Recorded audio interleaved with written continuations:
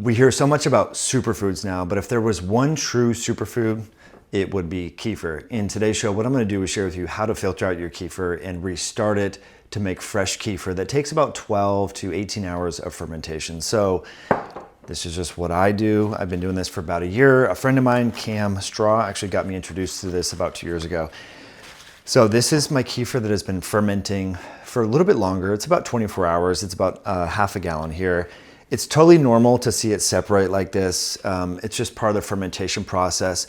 And then what we're going to do, so the tools are very simple. You need kefir starter grains and preferably raw milk and 2 half-gallon glass jars, a little funnel right here, and then you need a strainer. The mesh can't be too condensed. It needs to have some pores that can help you filter out the kefir. I do have another kitchen strainer. The mesh here is just too fine. I find that it just collects too much of the kefir. So go for one. As you can see, I don't know the differences, but as you can see, this one's a lot more open. So go for something like this. It's not rocket science. You know, again, I just left this on my countertop at room temperature for 24 hours. And I'll share with you why kefir is so great momentarily. So you pour it over. It honestly has the consistency of a watery yogurt, okay? So there's a few ways to do this. It's gonna be noisy if I do it how I normally do it, which I guess I might as well just do. So I learned this from Cam's wife, Courtney. You just kind of bounce it like this. It's all going through. Now what's left on top is the actual kefir grains, which have a load of health benefits. All right, so we're about halfway done. Again, this takes minutes. So again, this takes minutes. We're about halfway done here. I'm gonna pour the rest of the kefir there, and then we'll refresh it momentarily. So when you get a lot of the kefir in the bowl, it gets a little wonky. So what I'm going to do, it's probably gonna get a little messy here. But just pour that. This is where the funnel comes in, so you don't have crap going all over your countertop. And so this fermented, almost like yogurt milk, if you will. So this is what I do. Just kind of a few scrapes. So if you just progressively scrape it like so, you'll get out all your kefir, and what will be left will be your kefir grains. People pronounce it kefir. I just say kefir, say it with confidence. So you can move it side to side as well. Okay, so those are the kefir grains. They just continue to multiply. So that's what's left here. And now we'll talk about the health benefits. So see those? These are the kefir grains. These are really impressive in how they're able to transform your raw milk into kefir. But these are your kefir grains. Now, let's talk about the health benefits of kefir. As we film this, we're approaching winter. We know that's the time of cold and flus. We have influenza, COVID, respiratory syncytial virus, all these pathogens are circulating.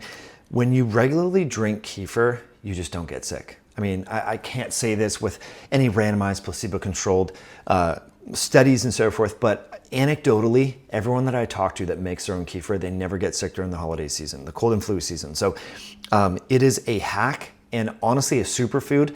There's many antimicrobial and antiviral compounds that are made through the fermentation of the milk.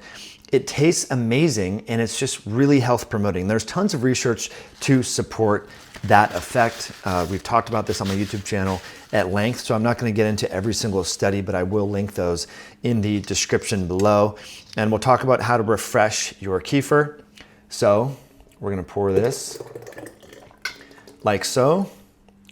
And another thing I do, I let my dogs lick this, and they love licking this, and they're getting some natural antimicrobial, anti-cancer, gut bacteria promoting properties. So now what we do, we take the kefir grains, and you might be saying, well, don't you rinse this off? I don't. I just keep it going.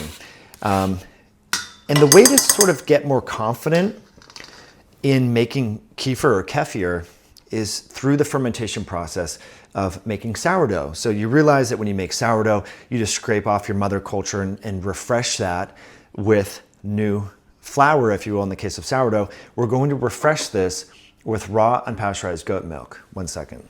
So what we have here is our raw unpasteurized goat milk. I use either cow milk or goat's milk. The goat milk I just happen to have and it's available. So what I like to do when I'm refreshing this is I'll scrape all of the material off the sides, okay? And this is where it gets a little bit messy, but I want to just get all of this material, and just like when you're making your sourdough mother culture, you get all the junk off the sides, and as you add new quote unquote starter, new flour, in this context we're using milk. And I'm doing a small batch right now because this batch was refrigerated for a little bit when I was out of town. And so what I'm gonna do is just swoosh it all around, get all the stuff off the sides, okay? So what you wanna do now is take a paper towel. So you're gonna take your paper towel, cover this for 24 hours, and you will have amazing fresh kefir, just as we made here. Now, of course, you can buy this at the grocery store. You're gonna pay $9 to $11. It's in a plastic container. Maybe it has sweetener. I don't like to do that. I like to make my own because this half gallon of raw milk, it's gonna make a lot more kefir than I will get at the store, and it's fresh. It's amazing. As you will see, your kefir grains just keep amplifying the more that you feed it. So I would strongly encourage you to get into kefir. You can go to culturesforhealth.com and get some of their kefir starter grains. You can start with a very small amount, just like with sourdough, right? You don't make 1,000 grams of mother culture. You might make 50 grams and just keep adding your starter culture to that and just amplifying this. And so the same concepts that you've learned by making sourdough, you can apply to making kefir. So I would highly encourage you to do this, especially during this cold and flu season. This stuff is amazing, it tastes phenomenal, and it's really good for your health, especially your children's and your pets. So get after it. I'll put links in the description below if you want to learn more about the science of kefir. I'll post that video right there. I appreciate you tuning all the way through this video. If you found it helpful, hit that like button and be sure to share this with a friend.